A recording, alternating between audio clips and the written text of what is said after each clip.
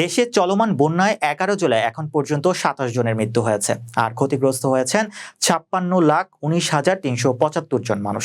মঙ্গলবার দুপুরে সচিবালয়ে চলমান বন্যা পরিস্থিতি নিয়ে এক সংবাদ সম্মেলনে দুর্যোগ ব্যবস্থাপনা ও ত্রাণ মন্ত্রণালয়ের উপদেষ্টা ফারুকী আজম এসব তথ্য জানান। ত্রাণ উপদেষ্টা বলেন, এখন পর্যন্ত বন্যা আক্রান্ত জেলার সংখ্যা 11টি আছে।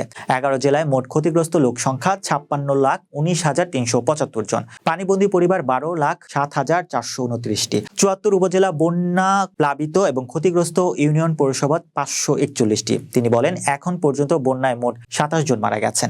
এর মধ্যে কুমিল্লায় 10 জন, ফেনীতে 1 জন, চট্টগ্রামে 5 জন, খাগড়াছড়িতে 1 জন, নোয়াখালীতে 5 জন, ব্রাহ্মণবাড়িয়া 1 জন, লক্ষ্মীপুরে 1 জন এবং কক্সবাজারে 3 জন মারা গেছেন।